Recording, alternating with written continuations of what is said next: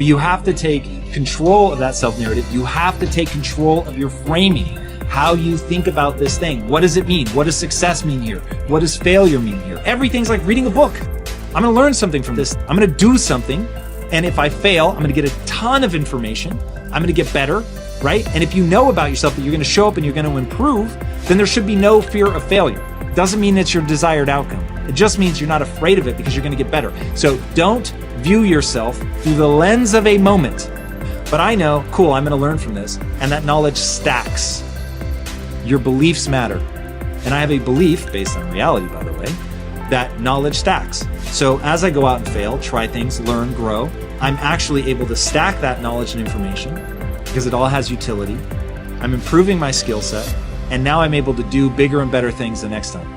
So when you think about making the most of this time, if you allow yourself to get overwhelmed by the uncertainty, then you're going to be paralyzed and you're not going to make good use of this time. Versus if you know what you want to be accomplishing, you know exactly what your goal is, you know, hey, 6 months from now I want to be doing this, a year from now I want to be doing this, whatever. You can't control what happens to the world, so literally shut that out of your mind. Build the skill set that you want to build that allows you to do the things you want to do at the end of 6 months, a year, 18 months, 2 years, whatever that is, however far out that you're looking. Skills have utility. Decide what that skill set is, and now we're going to spend the time building that because that is something that we can control. Any obstacle can be overcome. Breaking things down into their constituent parts, that is the key. Whatever problem it is you're facing, if you stop and really break it down into things that you can execute on day by day and stop thinking about the end goal, which can often be overwhelming, and just look at what piece you can deal with right now today. And remember that action cures all. So when you're feeling paralyzed by indecision, when you've got so much anxiety, instead of giving into those feelings, you want to take some immediate action right now today to making progress towards your goal. So make sure you always know, I keep my important things list, make sure you always know what you should be working on the moment that you have free time, and just chip away at it. And eventually, with enough anger, with enough energy and passion and just indomitable will, you can overcome any obstacle. Get after it, whatever obstacle you're facing.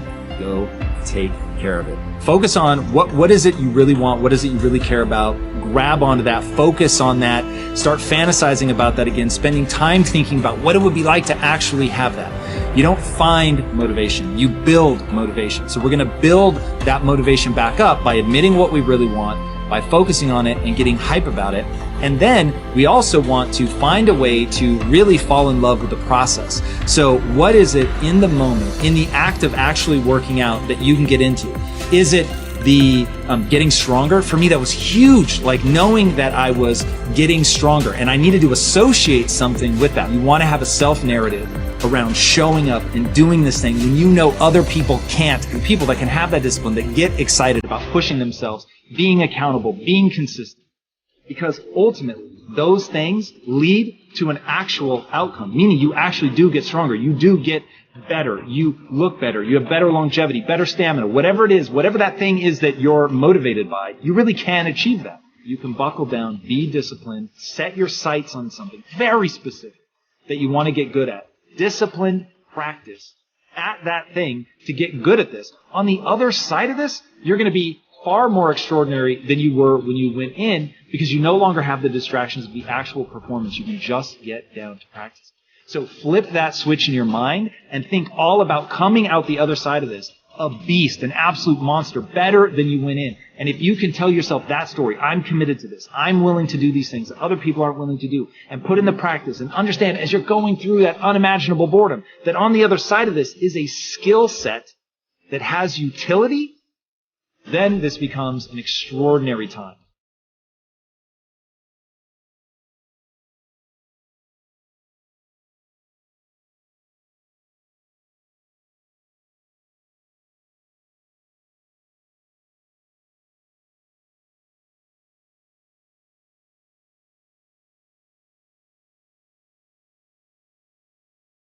This is why I don't think that we should be together. And I've thought about it a lot, and this is what's going to happen. Okay? I'm going to keep pursuing what I'm pursuing. And because I'm doing that, it's going to take up more and more of my time. And even when I do spend time with you, I'm going to be thinking about drumming. I'm going to be thinking about jazz music, my charts and all that. And because of that, you're going to start to resent me. And you're going to tell me to ease up on the drumming, spend more time with you because you're not feeling important. And I'm not going to be able to do that. And really, I'm just going to start to resent you for even asking me to stop drumming. And we're just going to start to hate each other. And it's going to get it's going to be ugly. And so for those reasons, I'd rather just, break it off clean. Because I want to be great. Greatness. It's just something we made up. Somehow we've come to believe that greatness is a gift, reserved for a chosen few, for prodigies, for superstars. And the rest of us can only stand by watching. You can forget that. Greatness is not some rare DNA strand. It's not some precious thing. Greatness is no more unique to us than breathing. We're all capable of it. All of us. To take that first step towards greatness, it's very hard. That's the hardest step of everything, that first step, right? Yeah. That first step towards greatness is hard. Yeah. But what's a lot harder is when time expires in life. You look back on your life, knowing you could have been great. That's something you can't control anymore because time's run out. But if you don't believe you can do it, don't even start the journey. It's too hard. It's a winnable, easy war. But if you don't believe it, then don't do it. If you're trying to do something meaningful, if you don't have the mindset that you're the best ever, you failed already. And that's been my mindset since I can remember. That will be my mindset as long as I can remember anything. That I am the best ever at what I do. And every day that I step on the basketball floor, I will strive to be that. But my mindset will always be as such, as I am the best to do what I do. And that'll give me a shot at being the best.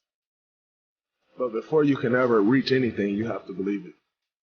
You don't just mistakenly become great at something. You probably at one time or another, believe that you can be great at that. And then you work to get great at that, and you reach that greatness. But you don't mistakenly become great. Don't realize what you got to give up. What sacrifice you got to make. Become great. What promises you got to make to yourself. To become great. Greatness ain't thought process. Greatness is lifestyle. It's what you live. It's what you breathe.